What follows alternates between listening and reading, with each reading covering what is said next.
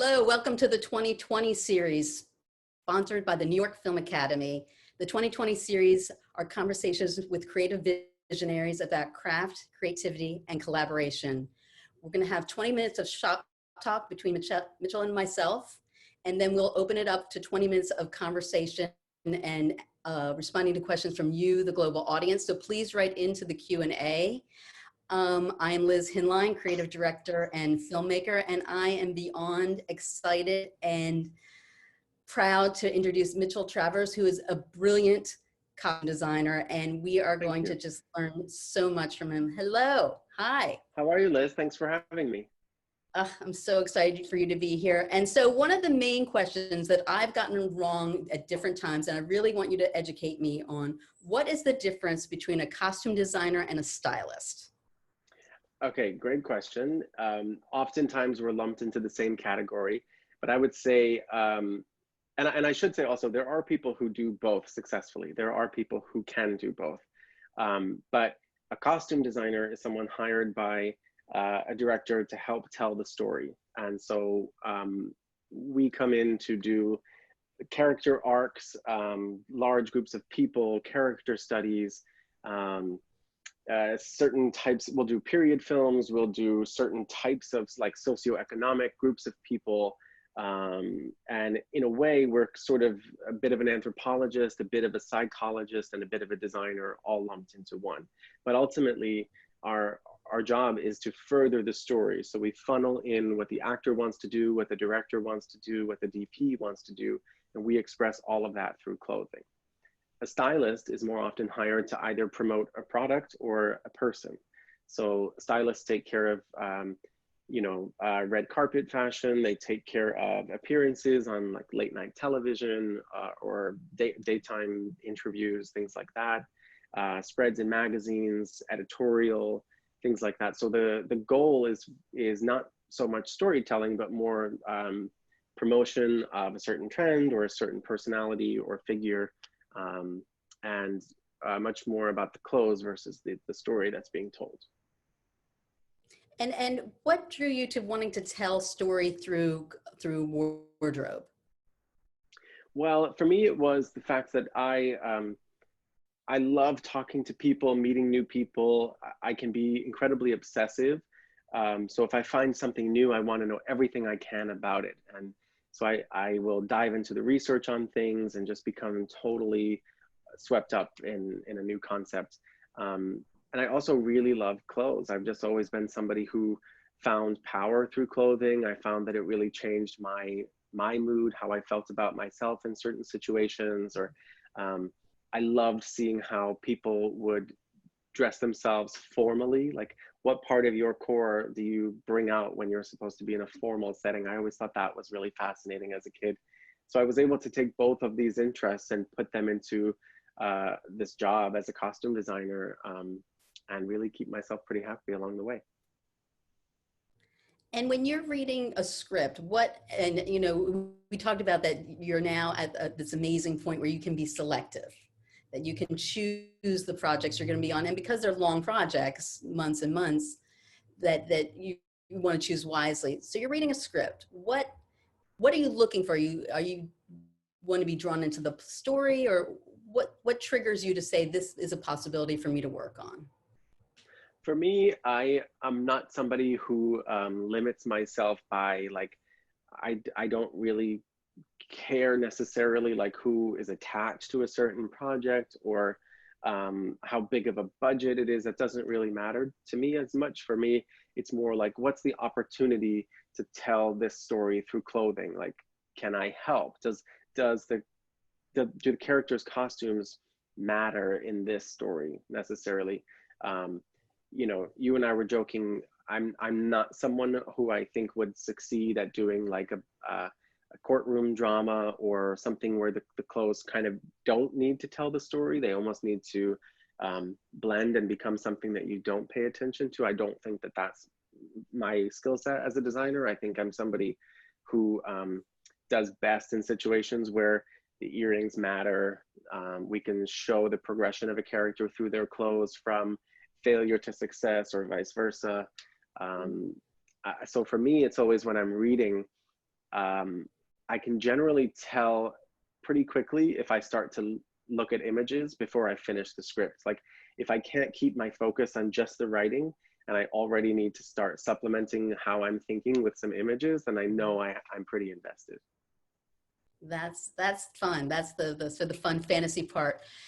And then is the next step, do you start, let's say, researching the director and trying to find out, is this a partner that I want to work with? Is that your step? Absolutely. I joke all the time, but to me, it's very much creative dating, right? Like in the same way that somebody might set you up with somebody and you would want to look at their Instagram, see what you can find out about them before you go on a date. I think that the interview shares a lot of that same, shares a lot of those same ideas, because you want to understand, like, is this someone that I can work with in incredibly stressful circumstances for 16 to 18 hours a day for 6-7 months, you know? So you want to make sure that it's somebody that you have that relationship, or you can get to a place where you have that relationship with. Do you like to push your directors, like where they might have one level of taste or one level of thing, and be like, no, Absolutely. we can elevate people. We can go there. Absolutely. I think that's my job. You know, directors hire costume designers because they're not going to do the costumes. And so I think my job is to bring you choice and bring you, get the director to a place where they can trust my decision making. But I can also evolve their ideas or hear them have a conversation with, you know, the DP or the production designer, and extract details from that conversation and apply it towards my own work, so that we have this symbiotic thing going on between all of the department heads on set. But you know, I do like to push them, because I do think it's my job. In the same way that if you're a writer, you love when an actor does something to your words and takes something from your scripts that you didn't see was there. I think that's the job of a costume designer as well. And it's part of your job to play nice with the other heads of departments, like the DP, the production designer. Yeah. I mean, I don't know if I would call it playing nice. I think in an ideal setting, you kind of inspire one another. It's this give and take between all of the different creatives on a set. And so for me, it's the best when it starts to feel like a bunch of musicians who are kind of vibing off of what somebody else is doing, and you know, you hear a little something and you're like, ooh, I can do a little bit of that, or I can support that in a way. So for me, those are the best projects, when everyone is operating from a place of giving. Yeah, more like jazz, less Yes. like playing defense, Yeah. where everybody's in their corners worried. I think I'm too, curious. you know, if you think that you're the only person with the best ideas on a set, you're wrong. Like, you know, open yourself up to these other wonderfully creative people who have dedicated their lives to creativity and design. Like, open it up to the room, and you'll only elevate your work. Totally. Is it, do you find though there is sort of a high school atmosphere at times, that you have to, who's the cool kid on the block or who's the popular department? No, I don't worry about that. No. I think there can be a perception that it's like, you know, the boys with their big equipment and all that kind of stuff, but I'm always the first one to burst that bubble and get in there and, you know, ask them about what they're doing or show them things that I'm working on. Because I feel if you're called to this profession and you decide you want to dedicate yourself to filmmaking, there's so much more in common there with most of the people on set. You know, you go into this knowing that you're going to give up a lot of your free time. You're going to miss your friends and family, because this does take so much of your time. So I think there's a lot of kindred spirits there on set with you. Talk to me about, so when you're building a character, like, and you're thinking about it, or you're starting just to pull things, or do you start with like what shoes, do you have a methodology of how you begin with Yeah, approach? I mean, I think it changes for every project. For just to use my own work as reference, like I did a biopic of Tammy Faye Baker, which Jessica Chastain plays Tammy Faye. And so that project is really laser focused on one person.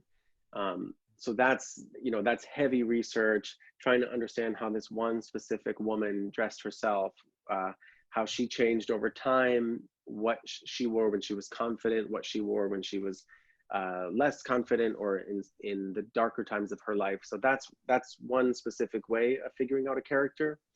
And then another project I've done, which is In the Heights, which is a musical about a neighborhood, a completely different thing. That's more understanding a group of people, a total neighborhood, all generations, all body types, all expressions of gender, and just trying to understand, like, how are we going to make this world come to life and feel like the neighborhood. It's also a musical, so how are we going to elevate things a little bit so that they feel musical and it doesn't seem strange when people break out into song and dance, but ground it in the truth of that actual neighborhood. So how did you do your research for In the Heights? What were some of the things that you accessed? I spent a lot of time in the neighborhood. I had actually lived there for 9 years prior to doing that project. But I would just go and spend different chunks of my day in the neighborhood. So what does the neighborhood feel like when everyone's rushing to the train to get to work? What does the neighborhood feel like when the kids get out of school? What does the neighborhood feel like when everyone's at their work and school and whatever, like who's left in this neighborhood? And so I would just try to take as many candids as I could while I was out, or, you know, people would walk past me and it would spar some idea. And so then I funneled all of that research, like the real true research in, and then found little details to extract that I could, like I was saying, give sort of a musical foundation to, you know, heighten the colors, make some of the proportions a bit more extreme, clash textures so that it felt a bit more like Lin-Manuel Miranda wrote the music. So kind of giving it all a visual representation of what we were going to hear. And that must have been interesting too, because a musical can also like go 80s in a way, or go like theatrical, yeah, like Flashdance, or you know, or Footloose, or you know. Yes. And so what were you, in your mind, what's a modern musical feel like? Well, it's just lifted a little bit, and it was important to our director John Chu that it still felt like reality. We didn't want to take it to a place of extremism, or you know, make it look like a music video, but it's just finding those little kernels of truth and finding out which ones you want to save, which ones you want to push back towards the background a bit, and ultimately just play, like have a sense of fun with it. Work with your actors to understand how they're going to bring these characters to life, and have that back and forth with them as well. And I'm so curious, if we've talked a little bit about your projects, but like, say when you're working, what is the difference? Do you have a different approach, say working with a celebrity like J-Lo versus Elsie Fisher, who is that point, I think she was a little bit unknown. Quite, yeah. So what is your approach? I mean, is there sort of a list of what J-Lo will wear or not wear, or how does that work? I have never been asked this question, and it's a very funny question. I have to be honest and say that my approach is very much the same. I don't know that I would have compared Jennifer Lopez and Elsie Fisher, but from my own perspective, it's the same. It's like understanding what a character needs to go through in this story. You know, where are our high points, where are our low points, and understanding how they dress for certain occasions, situations, groups.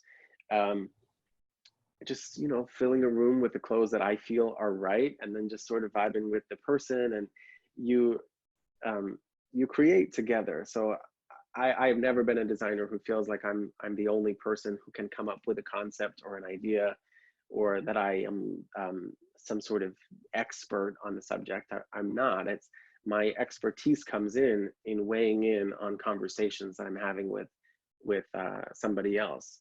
So it's very much the same approach. I mean, if I'm speaking honestly, there's more options for Jennifer Lopez than Elsie, but ultimately we're having the same sort of conversation. And would you say that, have you ever had moments where either the actor didn't want to wear XYZ, but the director wanted her to wear XYZ, and you have to sort of solve the story?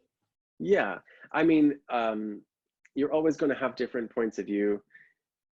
You're always going to have sort of like the behind the scenes pulling of the strings for, you know, the director is dying to have the actress in a red dress, and the actress says, well, red makes me think of this moment in my life, and I don't want to come from that point of view. So you're always trying to finesse or bring those two people together. So you offer compromise, you offer a different angle that they might both agree on. I always remind people that work with me, like, you never get your heart set on anything, because that is the surest way that it will not make it to camera, is if you put all of your hopes and dreams into one costume. So it's more like, just be flexible about your options. Don't get married to an idea. Even if it doesn't work out for that one scene, it might end up coming back into the conversation in a way that is way more of a success. So just be flexible throughout the whole process, and don't feel, I find that when people are really rigid about costume design, it can throw a spoke into the wheel. And it's way more fun and way easier if you just kind of go with the flow as the movie develops, because the final product of a movie is never going to be the movie that you talked about at the beginning of it. It's a living thing that you have to give it space to grow and breathe. That's great. So how many conversations were about JLo's amazing first costume that she wore when she was doing the pole dancing? I have to say, that was pretty straightforward. It was, I didn't do any of the club wear with Jennifer, because I wanted to get to a place where we really, I had earned her trust. You know, that's a tough fitting for any person of any body type. I mean, she's an incredibly beautiful woman, but that doesn't make her immune to having insecurities or being self-conscious wearing things like that. So we did that as one of our final fittings. And you know, she wears quite a number of different looks in the film. So, you know, I started to love a neckline of one thing, or the way that something else had straps. And so in my mind, I was sort of editing down to what I really wanted for that opening moment. And our director kept telling me, like, it needs to be this moment where your jaw just hits the floor when she comes out. And so you're like, okay, like that's no easy task. And it really, for me, it boiled down from a few other things that had been successful. And so we made it. It was a custom piece. And so I brought it in, and I just started the next round of fittings with it, because I was like, you know, it's either going to be this or it's not. So like I said to you, don't get married to the concept. So I showed it to her, and I was like, I know that this is absolutely crazy, but I truly believe in this. And I think that it could be that thing where we're just like, oh my God. And she kind of looked at it and she was like, okay, let's go. And so she tried it on, she looked in the mirror, she looked back at me, and I could just tell, like, we have it, it's done. Oh, great. That's great. And it totally was astounding. And just like, cause you saw every moment of her body and you're just like, wow. You know, at that point too, she had trained so hard for that role. And I mean, she was committed to a place that you rarely see people get themselves to. And so it's like, you know, let's celebrate this. Like, you've developed little muscle groups that, like, you could only get because you've actually put in the work to do this pole dance. So I was like, let's celebrate it. Let's show the hard work, you know?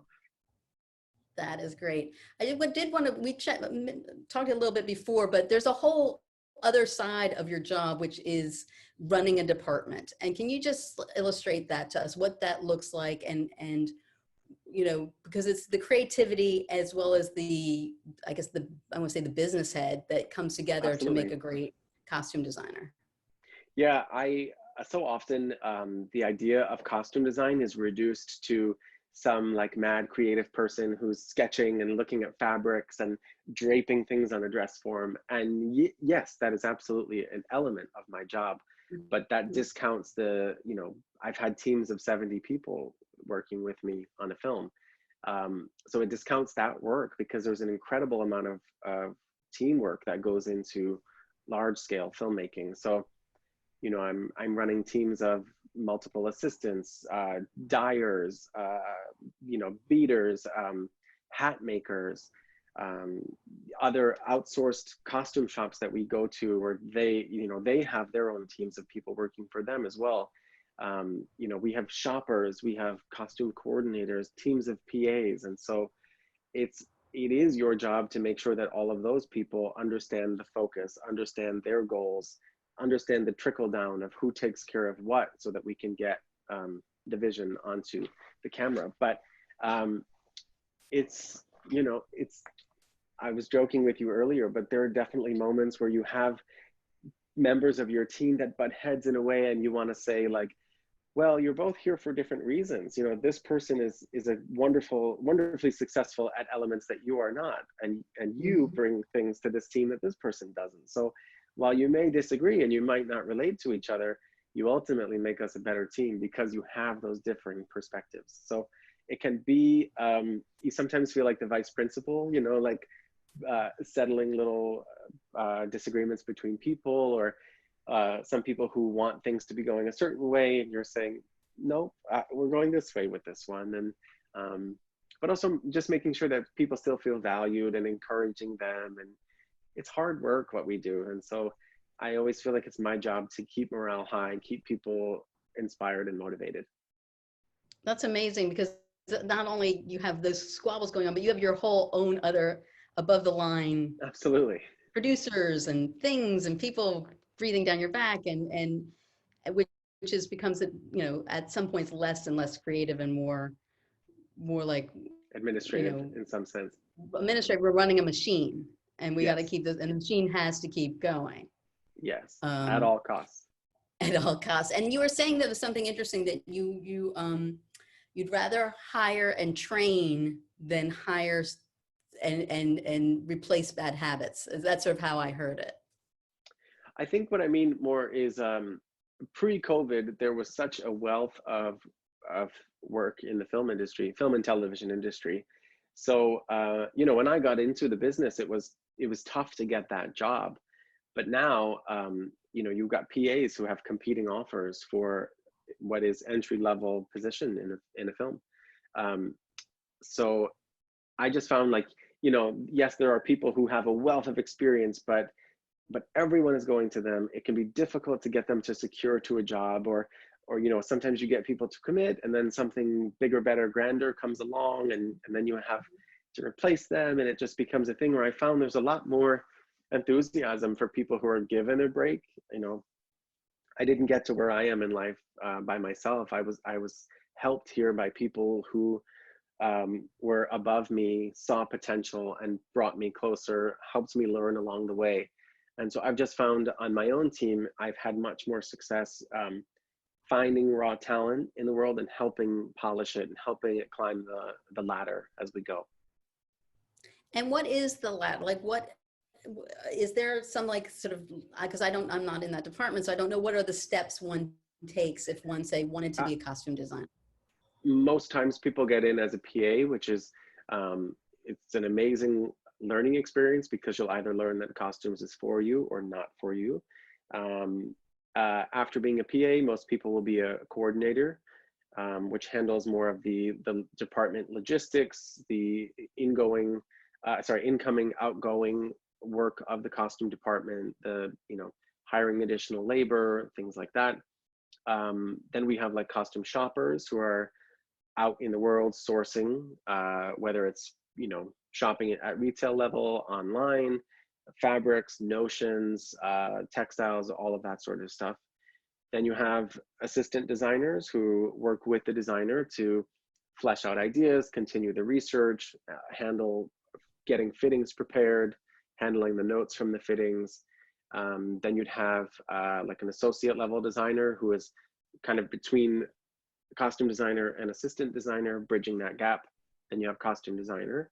And that's all on the design side of what we do. And then on the other side, you have the wardrobe department, which is the sort of the maintenance of the clothes, the logistics of the clothes, handling the continuity of the clothes. So you have costumers, truck costumers, wardrobe supervisors. So as I said, you can see how this grows, and suddenly you're responsible for quite a number of personalities on a set. And did you go up that linear path, or did you sort of Every rung. hop? I did every rung of it. Yeah, not Wow. on the wardrobe side, on the costume design Right. side, but Right. I I am definitely someone who understands the role of every rank in my department because I have done it.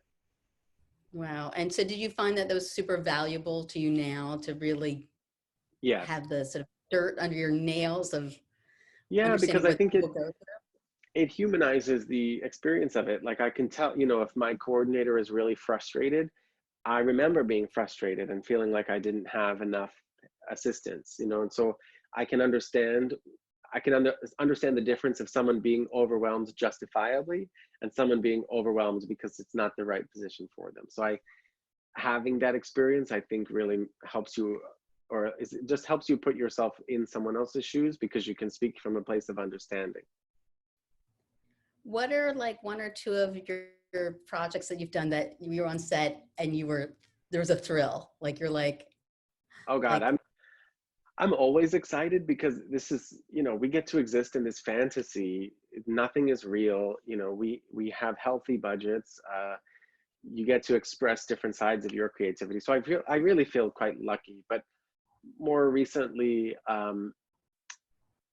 for In the Heights, for example, we've shut down city blocks and we've filled them with dancers. And so you watch, these people who are in like the peak of their dance career, just giving it mhm. 110% every take out on the sidewalks and, 90-degree weather. And you just think like, this is such a fantasy world, or another movie we did, I got to go up, we were standing on top of the New Year's Eve ball in Times Square, and it's like, who else gets to go up there? I mean, we're up there because we're filmmakers, but like, it takes you to some really unusual places, or you get to meet really wonderful people. And it's just, you know, it's not that hard of a life. Like ultimately, it's very lucky and very rewarding to get to see and experience the kind of things that we see. Are there any like memories of like the um, costumes that you created that you saw finally three-dimensionally in action and you're like, yes, like that worked, like that was my vision and there it is Yeah, that's like the living. ultimate thing. When we did Hustlers, we had this for those who have seen it, it's kind of like the culmination of the height of the success at the club. And so we had all of the girls decked out in like, in most movies, you have something that's either like the wedding or the graduation. There's always some heightened event in most films. But for ours, it was like this big night at the club. And so, you have to sort of pinch yourself as you're like in the room and like fake money is raining from the ceiling and you've got all these women in all of these costumes that you've thought about for so long, and it's just all happening. And it's, you look around and you're like, that's exactly what we talked about. It's, all of Mhm. the meetings, all of the planning, all of the last minute revisions, emails, it's all come to this place where it looks like it was supposed to. That's super rewarding. Yeah, really satisfying. It's super Totally. satisfying. There's a bunch of questions here, so we're gonna just jump in and see what would be super fun. Every aspect of Hollywood is competitive. So as a costume designer, how can you differentiate yourself from other designers? Interesting.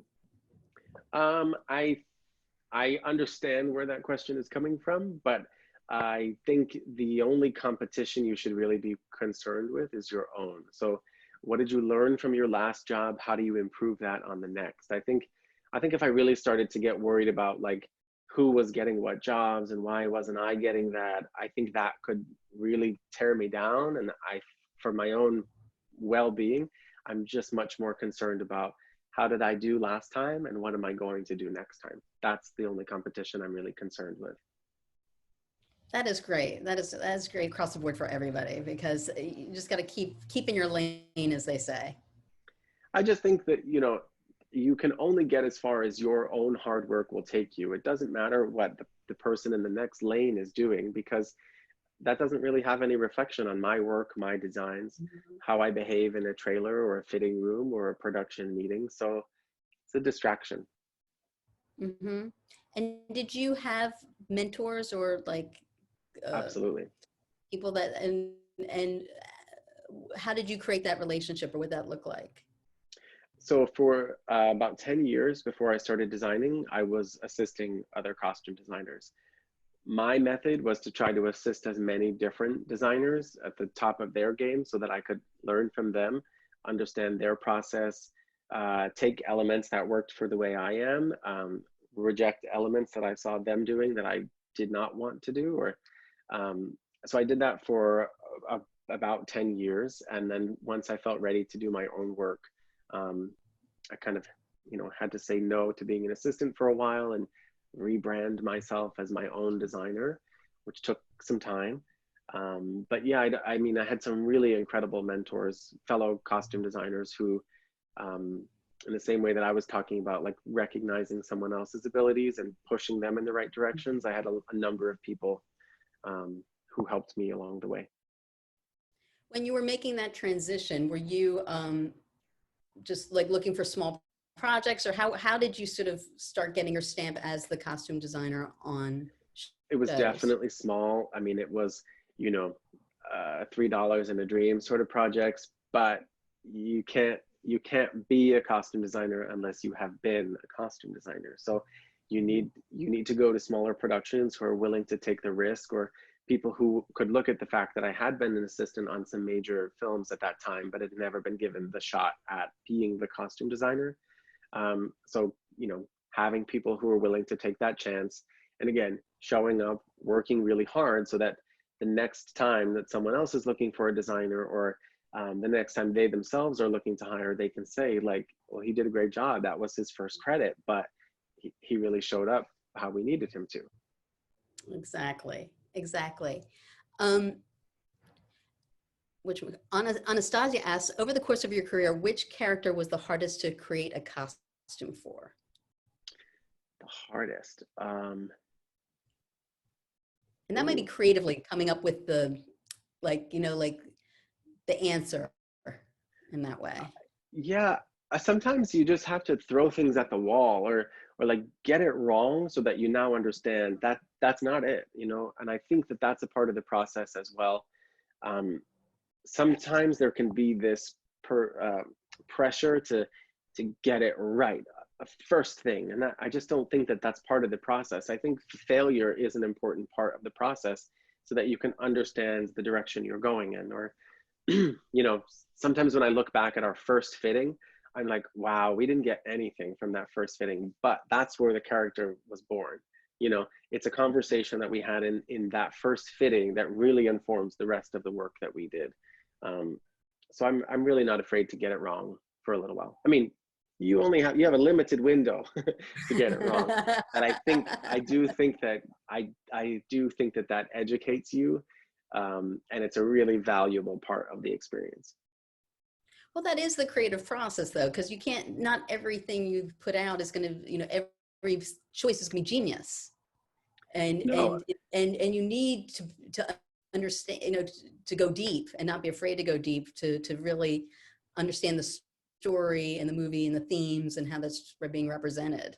And I'm sure and I think, go ahead. You just brought up a great point, which is that not every costume has to be a wow. Right. That's the difference between costume design and styling. There are moments in a script that call for the costume to be completely ordinary and not memorable in any way, but that's your job as the designer, to get it to a place where the audience sees it and forgets it. And do you find that obviously some directors, some DPs are more creatively inclined to understand the power of the wardrobe as opposed to others that are maybe less inclined? I think it's across the board. Everyone has such a personal investment in things, and so they might be really interested in the locations, or some directors will get right down into the rings and the earrings with me. They really want to be a part of the process. Because of the way I design and my work, I think directors who are more interested in the work are more willing to hire me than those who don't really care how the clothes look. I find that we kind of naturally find one another. Like I said, it's creative dating, right? Like when we have that meeting, we both kind of want the same thing from it. So I find more often than not, I work with people who understand and appreciate the impacts that clothes can have. Totally. And once you get on the same line, you both say Bob Mackie, you're like, oh, okay, we understand each Yeah, other. I mean, that's also happened. I've gone to meetings where, you know, I've had the same imagery in my research as the director had before we've even Wow. talked. So, you know, like you get the signal from one another, like, oh, we get this. We understand what you Yeah, need and what I need from this. exactly. Okay, cool. Let me ask, Josu asks about the process of investigation. You talked about being in part of being a part as an anthropologist in the movie In the Heights. How did you approach the design of the characters with Latin American roots? Um, I think understanding any character's roots is already ingrained in the work that we do. I don't think that, you know, whether you're dressing a Latino man or an Asian woman, I think you have to expand to understand all of the things that go into making that one person. So, you know, doing doing someone who grew up in Washington Heights, that's one element of them, but are they trying to get out of that neighborhood? Do they love Mhm. being a part of that neighborhood? Are they proud of the country their parents came from? Do they try to shy away from that identity? Um, so I think that for me, it was way more important that all of these people feel fully investigated as people rather than just a country of origin or an identity. That said, a lot of that community is incredibly proud of their heritage. And so in the film, we have, you know, full like flag tank tops and that's the neighborhood. That's the core of who those Mhm. people are. There's an incredible wealth of pride and uh, identity that comes from being, you know, in a Latinx community in Washington Heights. It's got a very specific identity. I am obviously not. So for me, it was important to speak with the community as much as I possibly could. You know, I have a grandmother, you have an abuela.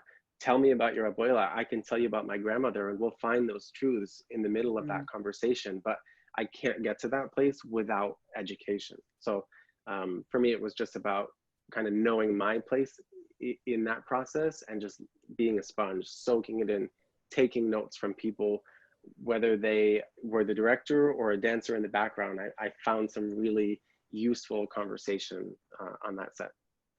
Wow, that's so well said. And you know what I love, Michelle, is that you're such a you keep pointing out that you ask questions. So you keep asking questions. You're not saying I'm coming here answer guy. I read the script 40 times now, I'm an answer person. You're like you investigate through asking questions, engaging people, and that is just a really beautiful approach for, you know, all departments. I That think sort of I think it's so curiosity. important. I think once you get, you know, once you get to a place where the cameras are rolling, you are the answer guy because you've asked all the questions. So when you have, you know, 15 seconds to answer the question, I have it because I've done the work, I've done the research, I've done the visual research, I've had the conversations, so that I can get to a place where my answer isn't a blind guess. It is a completely confident and educated answer. Exactly, and that's what makes you a star. I don't know Um, about that, but let, it's the only way I know how to do it. it's great. It's so great, and it's such great for people to hear that that is the rigor that one needs to go through to be at the top of your game. It doesn't just appear. It's not just magically you're not a painter and doing Picassos by yourself. You're creating a No. world that's based on something and it's a whole team and the whole thing. Um, so sadly, we're coming to the end of our time. Where can people I don't know, where are you happy for people to find you at? Do you Instagram. have a website or Instagram or I do something? have a website. It's my name, mitchelltravers.com. I'm on Instagram as Mitchell Travers, and I love when people DM me about the business or, you know, if there's any question I can help answer for somebody, I'm always happy to, because I think that uh, Hollywood and the industry has this really bad reputation for not being helpful to people who aren't already in it. Um, and that just is stupid to me. So if I can be helpful to anybody, I'm always happy to be. Well, thank you so much for taking the time and just really Absolutely. sharing with us. So great. Thanks for having And me. thank It's you a for, huge honor. yeah. So thank you. Oh, thank you. And thank you, New York Film Academy, for supporting the 2020 series. And thank you, global audience. And we will see you next week. Thank you. Bye. Thank you.